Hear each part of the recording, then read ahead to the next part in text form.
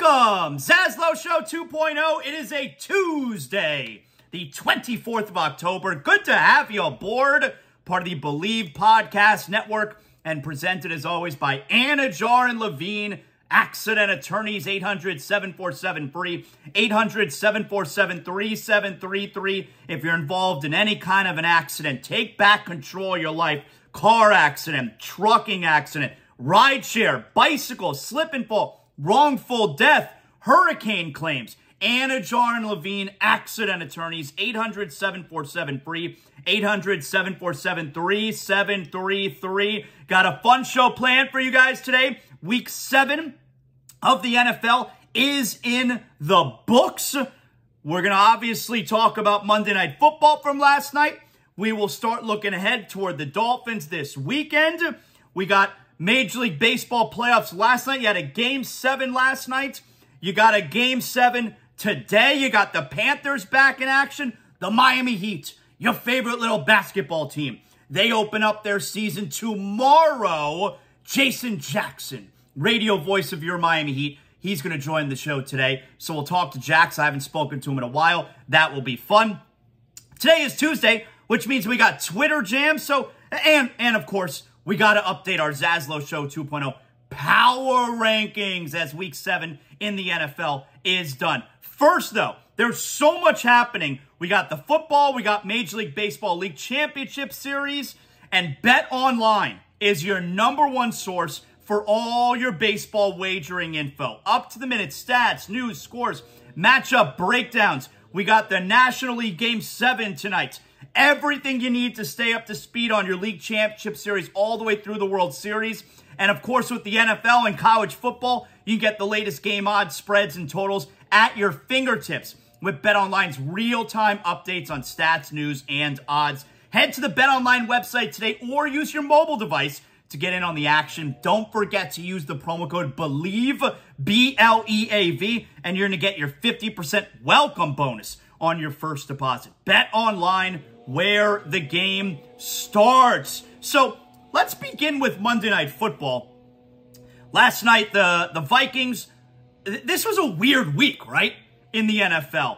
And I guess it made sense that it was all capped off, you know, between the Lions getting smoked by the Ravens, the Dolphins and Eagles on Sunday night where the Dolphin offense was not any good. You got the Patriots who wind up beating the Bills in the fashion they did. I guess it makes sense that kind of a weird week was capped off with the Vikings winning last night. So the 49ers now have lost 2 in a row. They dropped to 5-2. By the way, anyone calling the 49ers a fraud, or is that just a Miami thing? Okay, we'll get to that. The Vikings win 22-17 last night.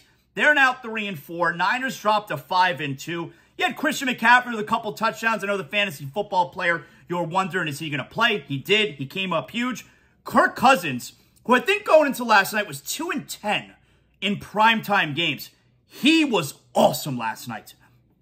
Cousins was 35 for 45, 378, 2 touchdowns, and a weird interception early in the game where the ball was essentially ripped out of the hands of, I think it was Jordan Addison.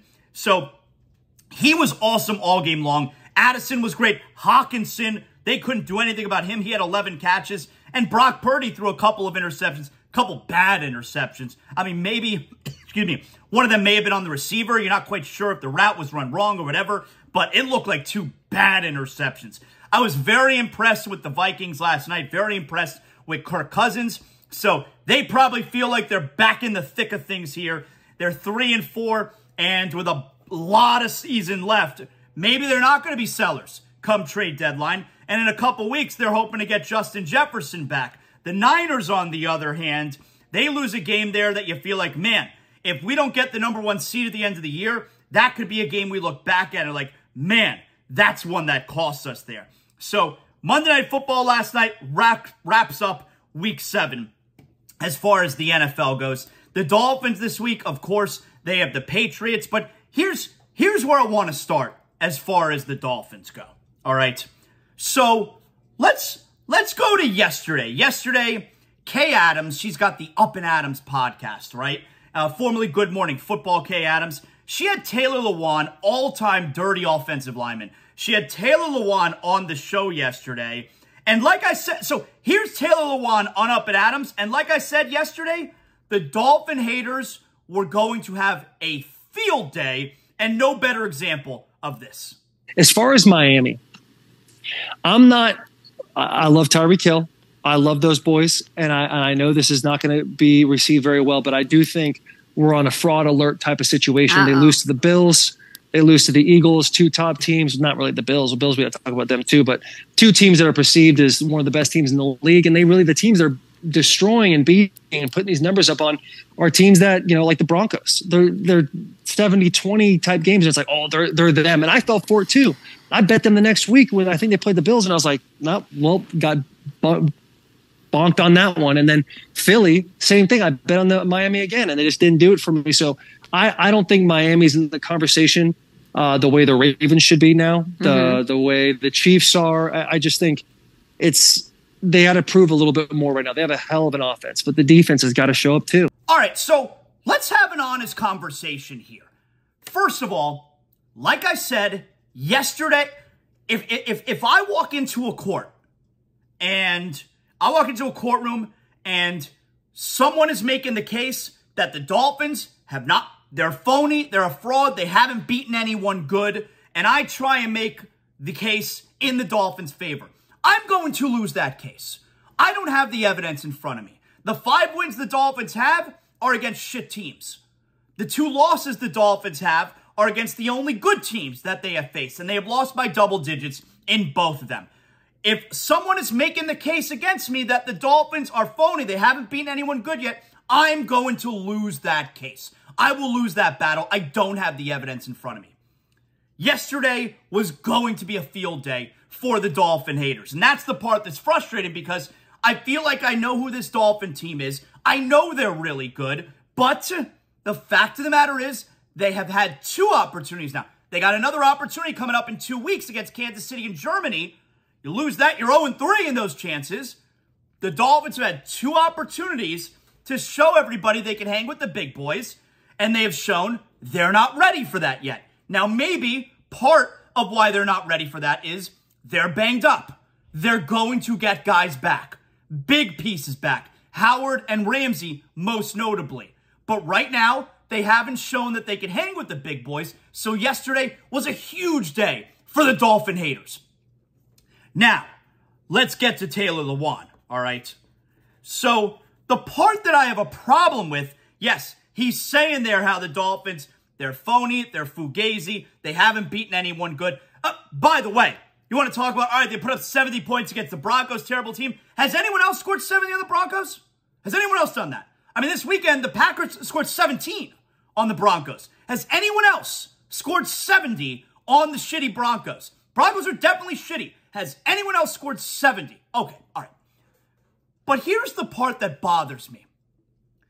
You want to say the Dolphins are phony, or you want to say the Dolphins are frauds because they haven't beaten anyone good yet. They're 0 for 2 in those chances. The 49ers last night, they got tripped up by a bad team. Vikings are bad. They got tripped up by a bad team. This has not happened to the Dolphins. I do think it's important to point that out, where if you're going to be a great team, you don't get tripped up by the shitty teams. You don't lose to the teams you should be beating. You want to beat some of the really good teams as well, but you better not lose to any of the shitburger teams. And the Dolphins have not lost to any shitburger teams. Matter of fact, they've kicked the shit out of all the shitburger teams they have faced. So let me ask you something. While I believe there is no shame in losing in Buffalo, there is no shame in losing in Philadelphia, which is worse? Are the Dolphins a fraud? You want to make that case? Okay. But why aren't we making a case for the 49ers being a fraud? Because which is worse? Losing in Buffalo, losing in Philadelphia, or losing at the Jets and losing at the Vikings? I'm sorry, not the Jets, the Browns. Losing at the Browns, it was the Eagles that lost to the Jets. Which is worse? If you're the Dolphins and you lose in Buffalo and in Philadelphia, or is it worse if you're the 49ers and you lose in Cleveland and you lose in Minnesota? What, like, are you a fraud if you lose to the good teams? Or are you a fraud if you lose to the bad teams? Isn't it less embarrassing to lose to the really good teams than to lose to the really bad teams? How is it somehow worse to lose at teams that are considered Super Bowl favorites? How are you a fraud if you lose at Super Bowl contenders compared to losing at teams that are going to miss the playoffs? The Dolphins lost to the Bills, and yes, the Bills' record right now is 4-3, but we all know the Bills are a Super Bowl contender, and the Bills were a one-loss team when the Dolphins lost to them early in the season. And the Dolphins lost to a one-win Eagles team that we all know is a Super Bowl contender and the defending NFC champions. The 49ers lost to a Browns team that was under 500 with P.J. Walker, with their backup quarterback. And this week, the Niners lost at the Vikings, who were 2 games under 500. So the Dolphins' 2 losses this year are against 2 of the elite teams, Super Bowl contenders in the NFL. The 49ers' 2 losses are against either teams that are shit or were under 500 with their backup quarterback starting in Cleveland. So why aren't we talking about the 49ers are obviously a fraud? Somehow it's worse to lose on the road to Super Bowl contenders than to lose on the road to shitburger teams? Can somebody explain that logic to me? So that's the part I have a problem with. Like I said, if I go into a court of law and I'm trying to make a case that the Dolphins, they're really good, they can beat the good teams, and someone's making a case, yeah, well, they haven't, I'm going to lose that case. But if the Dolphins are a fraud, why aren't the 49ers a fraud? I would think losing to bad teams is worse than losing to great teams, especially when we're talking about on the road. Because all the bad teams the Dolphins have faced so far, they beat the shit out of them. And that's usually the sign of a good team. Beat all of a really good team. Beat all the teams that you should beat, let alone kick their ass, and win some of the games against the great teams. You're not going to win every game. Can you win some of the games against the great teams? Beat all the teams you're supposed to, and maybe split the games against the great teams. Well, right now, the Dolphins are 0-2 against the great teams. They're going to have another opportunity in a couple weeks when they're facing Kansas City. Then down the road, I mean, you know, is Dallas great? But beating Dallas would be a good win. That's in week 16. Then they're at Baltimore week 17. And then they'll be home against Buffalo in week 18. So they're 0-2 so far against really good teams. And they have essentially 4 more chances. If the Dolphins go, can you go 2-2 in those 4 more chances? So then overall, against the good team, the really good teams, the Dolphins would be 2-4 on the year. Well, guess what? If you win all the other games, if you beat all of the bad teams, if you're 2-4 against the really good teams, and you're 11-0 against the really bad teams, this Dolphins team's going to win 13 games this year, and they're probably going to be the #1 seed. Depends what happens with that Kansas City game, because you could be in a tiebreaker scenario. But I feel like if the Dolphins can win a couple of those games, these 4 games against really good teams that are still left, Kansas City and Germany, home to Dallas, at Baltimore, home to Buffalo. If you could win 2 of those 4 games, and you continue to avoid getting tripped up against the bad teams, you're going to win 13 games. And we're still going to talk about the Dolphins being a fraud? I mean, look at the rest of the Dolphins' schedule. New England at home this weekend. After the Germany game, and you get a bye, at home against Vegas, at the Jets, at Washington, home against Tennessee, home against the Jets, And then you got those 3 really tough games, like I mentioned, to finish: Dallas, at Baltimore, Buffalo. If you're beating all of the teams you're supposed to, and you win 2 or 3 of the games against the really good teams, your team's pretty good. Now, the Dolphins right now are 0-2 in those games. You got 4 more chances against great teams. But I do think it's important to point out, if you're a really good team, you don't get tripped up in the games you're supposed to win. And not only do the Dolphins not get tripped up in those, they're beating the shit out of those teams. Last night, the 49ers again got tripped up by a team they're supposed to beat. Why aren't they Fugazi? Dolphins lost to 2 Super Bowl contenders. 49ers lost to 2 teams that are probably going to miss the playoffs. The Dolphins are the frauds? And I don't want to make this about Dolphins versus 49ers. I'm making it about the coverage and the people who are talking shit about the Dolphins. That's what it's about. That's the part that's frustrating to me. So, look, ultimately, go out there and win the games, right? And then no one can talk, no one can say anything about it. But, like that stuff right there with Taylor Lewan talking about the Dolphins being phony. What are the Niners? Now, that clip was from yesterday morning or afternoon. Is Taylor Lewan, by the way, like dirtiest offensive lineman ever, is Taylor Lewan making the rounds today, calling the 49ers Fugazi? Maybe. If so, my bust. I'll take it back. But I doubt we're hearing anyone else talk about the 49ers being a fraud the way that we're hearing the Dolphins are a fraud. By the way, the Dolphins are going to be featured on the in-season edition of Hard Knocks. That's cool. I'm looking for. I like the idea of the in-season Hard Knocks better than the one that they've always done. And I know they've done it for a few years in a row now. I like the in-season, and that's cool that it'll be the Dolphins. I'm looking forward to that. All right, speaking of Dolphins, huge Dolphin fan, obviously. Greg Brunt, Brunt Insurance and Financial Services, the only place that I get my homeowner's insurance from. I've been with Brunt Insurance for my homeowner's insurance for about 10 years now. So that's why I want to make sure you guys out there, you're getting the coverage, the same type of coverage I'm getting at the most affordable rate. Homeowner's insurance is so important. It's your home. God forbid something happens. You want to have the peace of mind that you're going to be covered. And when you call Brunt Insurance at 954-589-2204 or go to bruntinsurance.com, you're making the right call, because wherever you're calling from in the state of Florida, Greg Brunt and his fully licensed staff, they know your area. They know exactly what you need. They have offices all throughout the state of Florida. So whether you're calling from Pensacola or all the way down to the Keys, they're going to have you covered. They know what type of coverage you need. Their agents at Brunt Insurance specialize in finding the perfect policy for you, and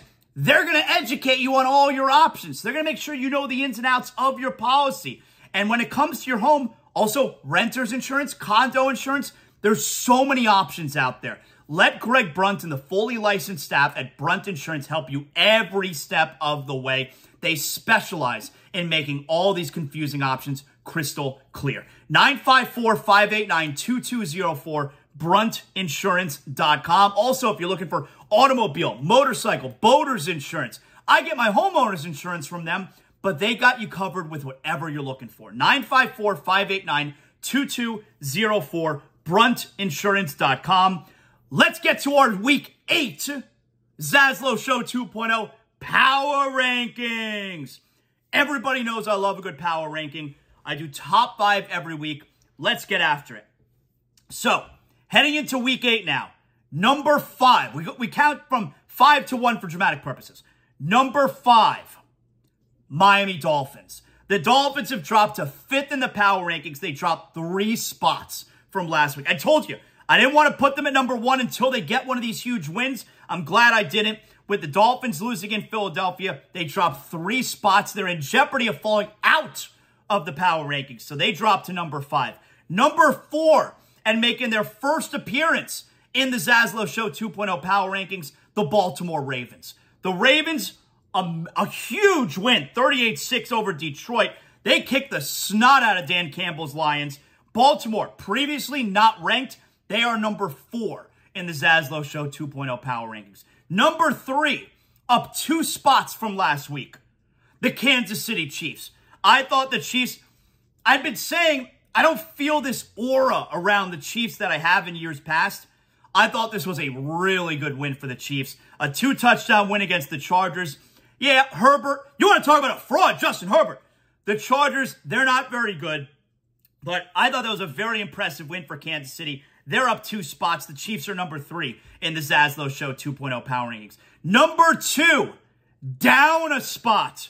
The San Francisco 49ers. The Niners lose in Minnesota last night. They've lost back-to-back games. Even after losing last week in Cleveland, I still had them number 1 in the power rankings. Finally, they have been dropped off that top perch. San Francisco is number 2. And that means number 1 for the first time this year in the ZASLOW Show 2.0 power rankings, the Philadelphia Eagles. That's a big-time statement win for the Eagles. It is. They really dominated the game. The Dolphins had chances. They were into the fourth quarter, but Philadelphia was the much better team on Sunday night. They jump up 2 spots. They are number 1. So here are the power rankings heading into Week 8. Number 5, Miami. Number 4, Baltimore. Number 3, Kansas City. Number 2, San Francisco. And number 1, the Philadelphia Eagles, according to ZASLOW Show 2.0, are the number 1 team in the NFL right now. Now, biggest winner of the week for me, I got the Pittsburgh Steelers. I thought the Steelers were a major winner this week. A real good win at the Los Angeles Rams. Very, very pro-Steeler crowd. No team travels better than the Pittsburgh Steeler fan. Pittsburgh is 4-2. They're a half game back of Baltimore, but they do have the tiebreaker right now, currently over the Ravens. I thought that was a major win for the Steelers. To me, they were a big winner in Week 7. And to me, the biggest loser in Week 7, Buffalo Bills. I mean, the Patriots suck balls, and Buffalo, they were down double figures most of the game of the Patriots. They wind up blowing it at the very end of the game. And considering that Miami would go on to lose Sunday night, Buffalo had a chance to take back the top spot in the AFC East. Instead, they lose. They are now 4-3. The Buffalo Bills, to me, were the biggest loser of the weekend, Week 7 in the NFL. So there you go right there. That's power rankings and our biggest winner and loser going into the weekend.